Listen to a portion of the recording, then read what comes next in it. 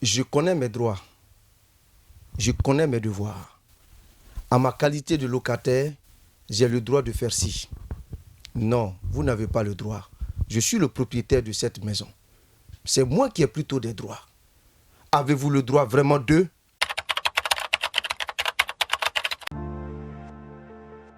Mesdames et messieurs, bienvenue dans votre émission de droit. Et pour ce numéro, nous avons le plaisir de recevoir sur notre plateau Maître Bobia Zozo Charles. Maître, bonsoir. Bonsoir, M. Bofon. Avec vous, nous allons essayer de donner des informations relatives au bail à usage d'habitation. Et je ne serai pas seul. Je serai avec ma collègue Leslie Miloko. Elle est chargée de recueillir les préoccupations des internautes à travers notre site internet www.éveiltélé.com. Maître, le bail à usage d'habitation, qu'est-ce que c'est? Le bail à usage d'habitation, c'est un contrat qui lie un propriétaire de maison avec son locataire. Tout simplement. Simplement.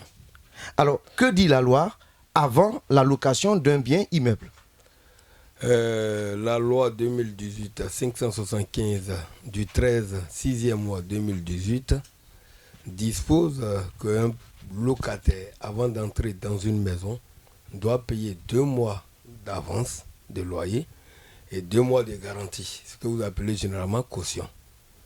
Et lorsqu'il finit de payer cet argent, il y a un contrat qui doit être établi entre les deux parties, un contrat écrit. Et lequel contrat doit être légalisé aux impôts, ce que vous appelez généralement impôts, mais nous on appelle ça la loi fiscale. Voilà.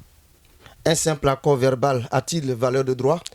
Oui, un simple accord verbal peut avoir valeur de droit si et seulement si cela a été matérialisé par un reçu entre le propriétaire et le locataire. Il devient un contrat verbal. Qu'est-ce que vous appelez reçu? Une quittance de loyer. C'est-à-dire, j'ai fini de payer. C'est vrai, entre M. X et M. Y, il n'y a pas de contrat qui ait existé. Il y a eu quand même un paiement qui a été effectif et M. Y m'a donné une quittance de loyer. Et lorsque cette quittance de loyer est entre mes mains, c'est un contrat verbal qui nous lie. Revenons sur une notion très importante, la caution. Oui. La caution, c'est une garantie. C'est une garantie, la caution ne substitue pas un loyer. Alors, est-ce que le propriétaire a le droit de fixer un montant ou le nombre de mois? Non, le montant, oui, mais le nombre de mois, il est régi par la loi. Il ne peut excéder 2 mois de loyer de caution, 2 mois de loyer et 2 mois de caution. J'ai posé la question exprès parce que malheureusement, dans bien des cas, le nombre de loyers, le nombre de mois exigés comme caution va au-delà de 2. Oui, selon que la loi l'avait prévu, bien évidemment. Mais malheureusement, cette loi, elle est un peu insuffisante. En ce sens qu'on recommande aux locataires à qui il a été initié de payer 2 mois de loyer d'avance, 2 mois de caution, d'aller signaler aux impôts. Vous savez, l'article 415 de cette loi, en son alinéa 3 et 4, qui dispose qu'il faut aller aux impôts pour signifier que M. X a payé plus. Et quand il doit payer, il paye entre les mains de qui les dommages qui adviennent. Ce n'est pas vous qui êtes allé signaler, mais c'est plutôt les impôts qui en bénéficient. Bon, quel intérêt j'aurais à aller signifier un fait dont je ne jouis pas? Qu'est-ce qu'on doit comprendre? On doit comprendre qu'il y a une insuffisance pour cette action. Alors, certainement que la question va se traiter au plus haut, mais revenons sur un mot important, la caution. C'est quoi exactement? Oui, la caution, c'est une garantie. C'est une garantie qui permet aux propriétaires de maisons de pouvoir réparer des dommages que vous aurez causés lorsque il y a eu rupture de contrat entre vous et lui. À quel moment on l'utilise alors? On l'utilise en fin de contrat. C'est-à-dire, avant d'entrer, vous faites un état des lieux. Et à la sortie, logiquement, vous devez faire un état des lieux. Lorsque il y a réparation, la caution sert à cela. Monsieur X habite une maison, il y a 4 mois, il a des difficultés financières. est-ce qu'il a un droit de demander au propriétaire de cette maison? La caution ne peut même pas substituer un loyer. La caution, elle a pour devoir de garantie. S'il doit 4 mois, il doit s'aménager à payer ces 4 mois de loyer.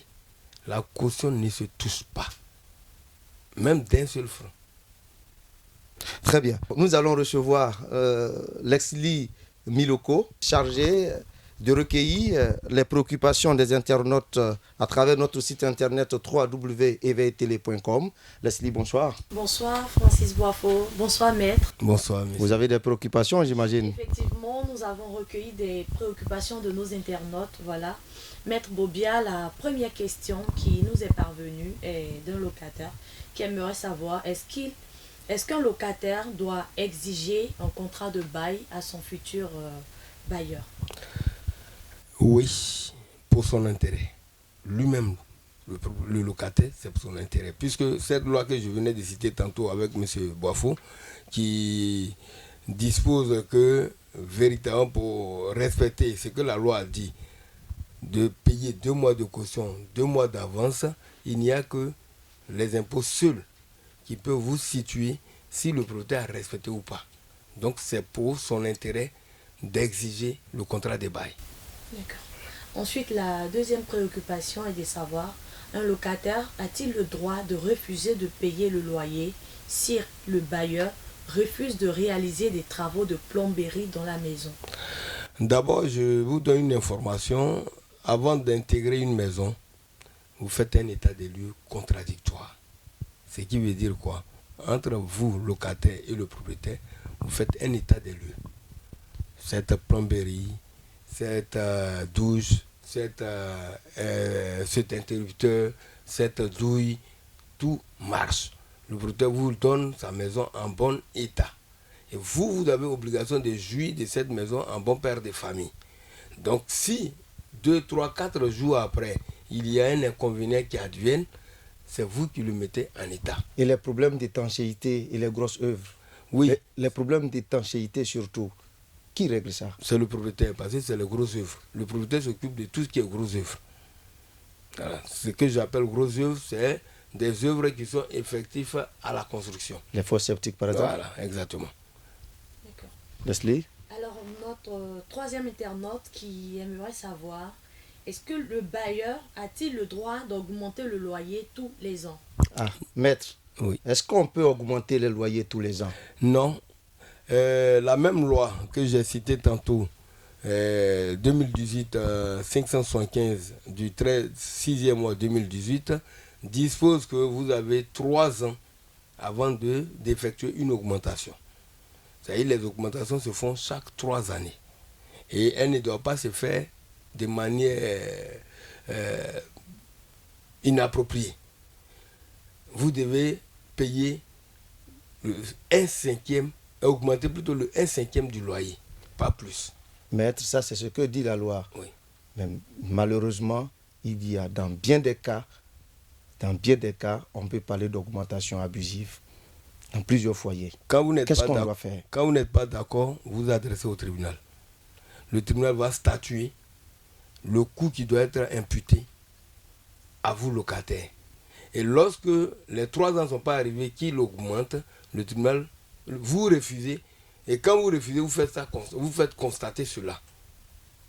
Pour éviter qu'ils profitent d'une malice. Qui disent que, puisque la loi lui dit qu'avant d'investir quelqu'un de la maison, il peut tout de suite lui demander, bon, ok, je veux moi-même habiter la maison. Donc je te donne 3 mois, vous partez. Ça, la loi lui donne l'autorisation. Donc, par malice, il a intenté une action qui ne peut pas prospérer. Parce qu'en augmentant, vous lui écrivez pour dire, je ne peux pas augmenter et je ne peux pas accepter. Vous devenez pour lui un danger. Parce que c'est vous qui connaissez vos droits. Donc, vous va employer des manières. Et vous, quand vous refusez, faites constater. Le constat, c'est quoi? Vous écrivez. Le refus que vous devez effectuer, vous écrivez et qu'il fasse accuser de réception de cet écrit, ce qui est pour vous un constat. Leslie, vous avez encore des préoccupations? Voilà qui est clair sur cette histoire d'augmentation. Et nous avons un autre internaute qui aimerait savoir, en cas d'absence de longue période de son domicile, si le locataire souhaiterait sous-louer son logement, a-t-il le droit d'informer son bailleur? Oui, en matière d'habitation, la sous-location n'est pas permise. Donc, ce n'est même pas possible. Pour dire qu'il va faire... La loi interdit cela. Alors, la dernière question, Francis Boifo, est de savoir quelle est la durée de préavis dont dispose un locataire pour quitter une maison. Autrement dit, maître, à quel moment un propriétaire de maison peut-il expulser un locataire? C'est une question cruciale. D'accord. Ok. Pour rebondir à ce que vous dites, déjà, je voulais demander, je voulais signifier à Miss Leslie que c'est 3 mois de préavis. Mais un propriétaire de maison, avant d'expulser quelqu'un, primo, soit vous ne remplissez pas les conditions de votre contrat de bail qui vous lie, il y a une faille du contrat, c'est-à-dire le non-respect du contrat. Le propriétaire peut intenter une action pour vous expulser devant le tribunal. Second aspect, le propriétaire peut avoir la volonté d'habiter la maison. Donc à vous, il peut vous donner un préavis de 3 mois pour pouvoir libérer les lieux, parce que lui, il veut habiter ou bien son enfant veut habiter. Et troisième aspect, pour des cas de travaux. Pour des cas de travaux, il peut vous demander de libérer la maison d'un préavis de 3 mois. Mais tous ces aspects, c'est lorsque vous ne devez pas. Parce que si vous êtes un mauvais payeur, il peut, tout de suite, à partir du fait que vous soyez mauvais payeur, vous demander de sortir de la maison passant par une procédure judiciaire. La procédure judiciaire, ça, je ne peux pas vous situer une date exacte, pour ne pas dire un délai exact, parce que ça dépend du juge. Un propriétaire, lui seul, ne peut pas se permettre d'aller évincer quelqu'un d'une maison. Ça veut dire quoi en français simple? Il ne peut pas aller expulser quelqu'un d'une maison de son propre chef. C'est sa maison pourtant. Oui, c'est certes sa maison, mais il y a des professionnels en la matière. Il a construit, ce n'est pas lui qui l'a construit lui-même. Il a pris des ouvriers pour le faire. C'est ainsi que la règle de loi a régi des dispositions affectées à ce fait. Voilà. Donc, si M. Francis Boifo est dans une maison, que je veux faire sortir M. Francis Boifo de la maison, peut-être parce que M. Francis Boifo n'a pas rempli les conditions que j'ai recommandées, alors, dans un premier temps, la nouvelle loi nous recommande quoi? Que je demande à M. Francis Boifo, il ne respecte pas ses obligations, je l'interpelle à respecter ses obligations. Quand il refuse d'admettre, quand il refuse de respecter les dispositions que nous nous sommes convenus, alors je vais devant le tribunal et je demande au tribunal d'expulser M. Francis Boifo. Parce que M. Francis Boifo ne respecte pas les conditions. Et il faille maintenant que le tribunal ordonne l'expulsion de M. Francis Boifo. Avant que je ne prenne cette décision, pour la donner à un huissier de justice qui a introduit l'action, qu'on appelle aujourd'hui commissaire de justice.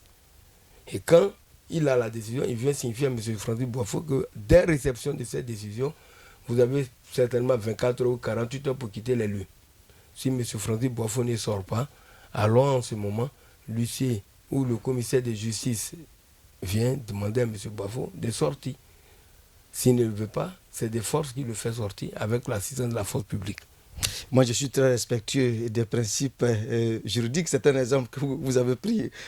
On peut bien aisément comprendre. Mais au cas où le locataire, malgré toutes les injonctions de la loi, refuse de quitter la maison, qu'est-ce qu'on fait? Oui. À quel moment on peut envoyer des huissiers, n'est-ce pas, pour le faire sortir de force? Il faut que ce soit bien clair. D'accord.